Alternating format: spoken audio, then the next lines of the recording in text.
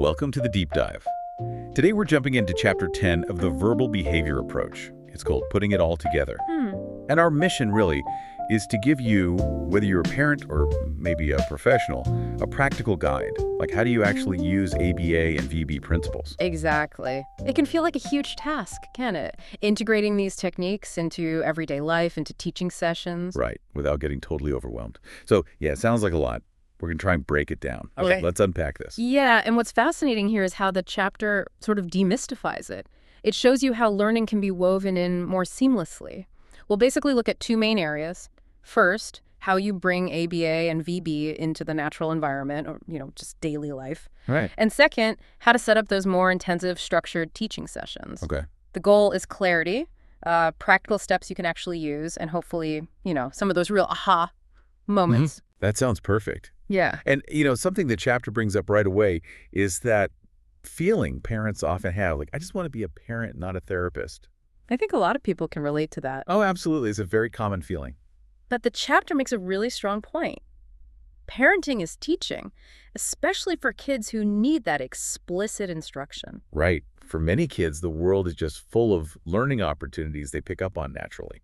But for children, say, with autism or significant language delays, that direct teaching from everyone, parents, caregivers, therapists, becomes so important. It really does. And the book stresses consistency and getting in hundreds, literally hundreds of repetitions for skills to stick. Which leads to this idea, this phrase, programming, during most or all of his waking hours. Yeah, and that sounds intense, I know. It does. But we need to clarify, right? It doesn't mean the child is sitting at a therapy table all day long. Not at all. It means finding ways to integrate learning into everything. Like a trip to the grocery store. Exactly. Or bath time, playing in the park, meal times. These become teaching moments. Just as valuable, sometimes more so, than a formal session. Okay, so it's about maximizing those opportunities. Precisely. And the chapter distinguishes between two ways this happens. First, there's NET, natural environment teaching. Now, NET is actually a planned thing. It's a contrived exercise, often with data collection, but it happens within the child's usual environment. So not necessarily at a table, could be during playtime. Yep. During play, during a snack, woven into routines. It's like a mini lesson disguised as everyday activity. Okay, and the second way? The second is simpler, really. It's just incorporating VB, verbal behavior principles, into the natural environment generally. Less structure, maybe no formal data. It's about casually labeling things at the store, narrating what you're doing, those organic interactions. Got it. So you've got the planned NET lessons and the more spontaneous, everyday VB integration. And the point is you really need both NET and ITT, intensive trial teaching, which we'll get to. And for any of this to work well, that consistency piece is huge. All the adults, parents, grandparents, therapists, teachers, everyone, they need to be using similar strategies. Okay, consistency. That sounds challenging, especially across different people and settings. What's the biggest hurdle there, usually? I think, honestly, it's often just feeling overwhelmed. Like, where do I even begin? Especially for parents trying to weave this into an already busy day. Makes sense. And the chapter tackles that head-on by offering some really foundational strategies, things that are easy to start, don't need complicated data sheets. What's great is how they can shift the whole dynamic, making interactions more positive and learning-focused, almost without the child noticing it's therapy. It becomes more about connection. I like that reframing. And yeah, the chapter lays out these 8 golden strategies for incorporating VB daily. They're simple but powerful. They're based on solid ABA research, but like you said, no clipboard needed to start. Let's quickly run through them. Think about maybe just one you could try. First, be more positive. Aim for like 8 positive comments for every correction. Catch them being good. That ratio is so important for building a positive atmosphere. Definitely. Second, reduce demands. Give easy directions you know you can help with and follow through on. Avoid setting up battles you can't win. Smart. Keep it achievable. Third, always be gentle. No yelling, no forcing. Build that trust. Learning needs to feel safe. Crucial. Fourth, limit using the child's name for demands or saying no. You don't want their name to sound like trouble's coming. Maybe just hands down instead of Liam, hands down. Good tip. Keep their name positive. Fifth, identify and label reinforcers. When they get something they like, say the word. Cookie, cookie, vocal or sign. Builds those word connections. Yes, pair the word with the reward. Sixth, label things all day long. Short phrases, maybe 1 or 2 words. Emphasize it a bit, make it fun. Go car, big ball, It's like narrating your world. Exactly. Seventh, this is a big one, don't give in to problem behaviors. If they tantrum for a toy, withdrawing the request or giving the toy teaches them tantrums work. Wait for a better way to ask. So important. Don't reinforce the problem behavior. And eighth, correct errors, prompt, and do transfer trials. If you help them get it right, ask again right away so they can do it more independently. That's the transfer trial. It helps it stick. That immediate retry is key for solidifying the learning. Right. So those are the 8. And if we connect this to the bigger picture, these strategies really set the stage. They create an environment where learning is just easier, more natural, more rewarding. You often see results pretty quickly. The child might be happier, more cooperative. And honestly, the parent or caregiver feels better too. It builds positive momentum. Yeah, that positive cycle is huge. Okay, so that's integrating into daily life. But then there's the other side, the more structured stuff. Intensive teaching sessions, or ITT. This is probably what many people picture with ABA, maybe sitting at a table running drills. Often, yes, though it doesn't have to be at a table, but it is definitely more structured, more focused. And the chapter is clear. If you're committing to ITT, whether you're a parent doing an hour a day or a therapist doing many hours, you need a system. You absolutely do. It starts with really understanding the child. So step 1 is assessment.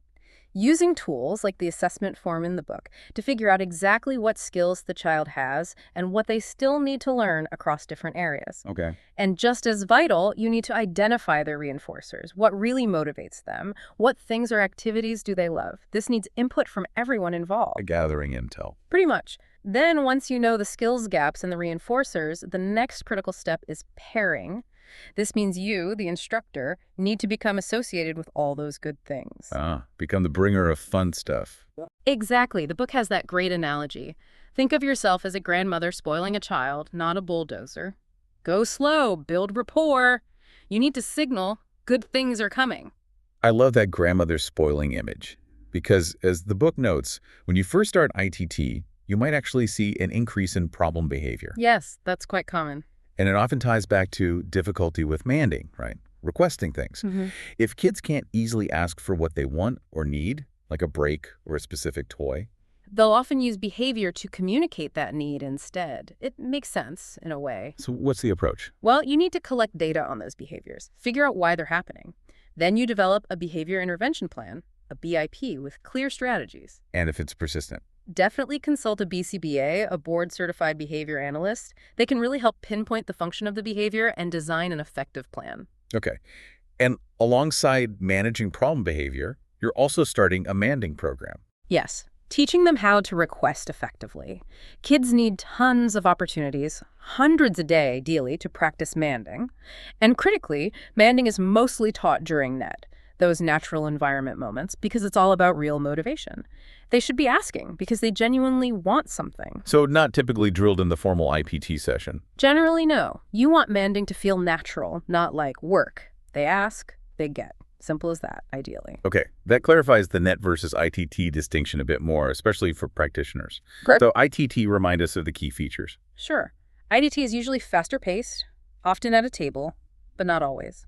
Clear targets, systematic data collection, and it uses a variable ratio schedule of reinforcement or VR schedule. The slot machine effect, right? Yeah. Reinforcement comes after an unpredictable number of correct answers. Exactly. Keeps them engaged and makes the learning really durable. Strong reinforcers are key here, and they're typically delivered by the instructor, not necessarily mandated for by the child during ITT. Okay. And NET is more about capturing motivation as it happens. Right. Planned, yes, but built around the child's current interest. This is where you work on manding, maybe simple intraverbals. Like old MacDonald had a bed. Yep. Fill in the blanks, simple questions like, what do you wear on your feet? And generalized tacting labeling things in the environment, like calling Play-Doh creations a snake or pointing out a doggy. The book mentions NET can be tricky for therapists, though. It can. It demands a lot of creativity, quick thinking, reading the child's cues. You have to keep it fresh and avoid just drilling the same things. And that warning about not being aversive. Oh, definitely. Don't just barge in when a child is playing happily and start firing demands. You risk making yourself and the activity unpleasant. You have to ease in, join their play first. Good point. So both ITT and NET are needed. Absolutely necessary. The balance might change with age or setting, but you need both. For older kids, maybe more table-based ITT is common in school, which means you need really good reinforcers right there at the workstation, maybe short video clips, special snacks, whatever works so they don't feel the need to constantly leave to get rewarded. Which leads to that key question. Yeah.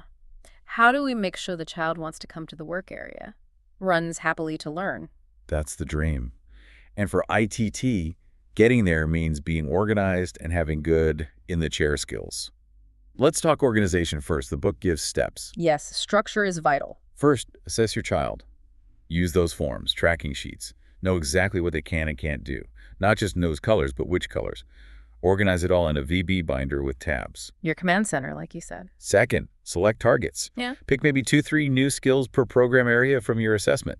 Write these on a weekly probe sheet. That's your quick checklist for the week. Keep it handy on a clipboard with other data. Keeps you focused on what's next. Third, the card system. This sounds really useful. Write known skills on index cards.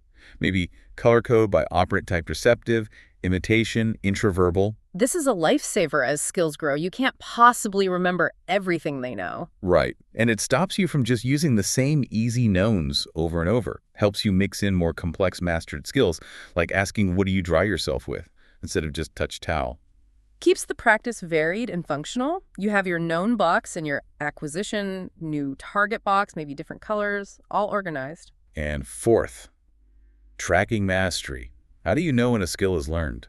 Usually it's 3 consecutive yeses on a cold probe that first try in a session, no prompts. Okay, 3 in a row, unprompted, then what?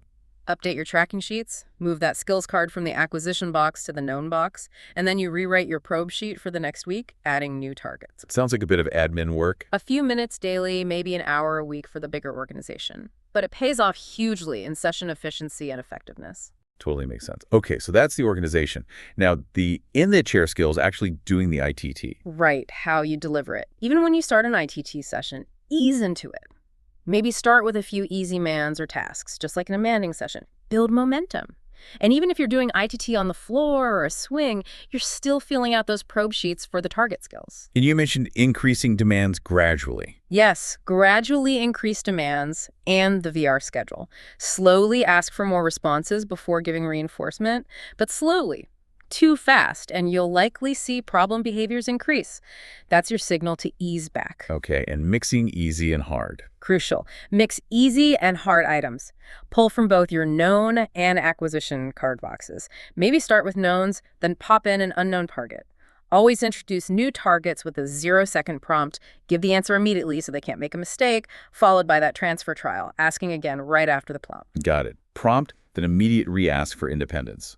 And keep the reinforcement rate high, that VR schedule low, when introducing new things. Make it really rewarding to try hard stuff. The ratio might be 80-20, easy-hard, or 50-50, depends on the learner. And finally, mixing the types of tasks. Yes, mix and vary operants. Don't just drill one thing. Flow between different skills. Touch your nose, receptive, then touch the car, receptive discrimination. Then, what's this? Pointing to a picture, tact.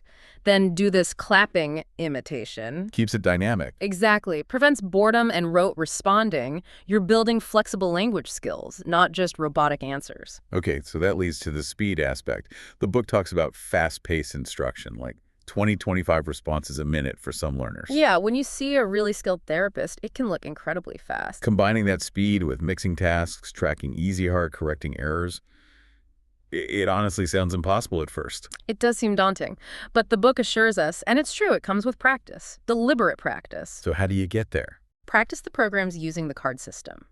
Ideally, have someone experienced watch you and give feedback. Or video yourself. Videotaping is fantastic for self-analysis. You see things you miss in the moment. The book uses that driving analogy. You don't start at 70 mph. Right. You learn the controls first. Speed comes later, with comfort and skill. It's about being fluid and responsive, not just fast for the sake of being fast. That makes sense. It takes time. It really does. And even experienced people make mistakes. You know, the goal isn't perfection. It's effectiveness and responsiveness. Set realistic goals for yourself. Practicing with another adult as the child can be super helpful for getting the flow down. Analyzing your own videos. These things work. If we connect this to the bigger picture, developing these skills is definitely a journey. But the impact on the child's progress, their communication, it's immense. As you get better, they learn faster and more effectively. Wow, okay. We have covered a ton of ground here, really putting it all together, just like the chapter title says. From those foundational 8 golden strategies for daily life, making everyday moments count, Right, building that positive foundation. all the way to the nitty-gritty of organizing and running these fast-paced, systematic, intensive teaching sessions. Yeah, the structure and the skills needed for effective ITT. It's a lot, but hopefully this deep dive gives you, our listeners, some really practical takeaways. Whether you're a parent figuring this out or a professional honing your skills, maybe think about just 1 or 2 things from today. Is it one of the 8 strategies? Is it getting your materials more organized? What's one small step you can take? So what does this all mean for you moving forward? Well, maybe consider this. Think about how powerful that combination of consistency, creativity, and systematic practice really is. Even those small daily interactions add up. They build on each other to create really profound, lasting gains in language and communication. So what part of your environment, your daily routine, could become a teaching opportunity today? How can you make learning so engaging, so reinforcing, that the child in your life is actually excited to participate?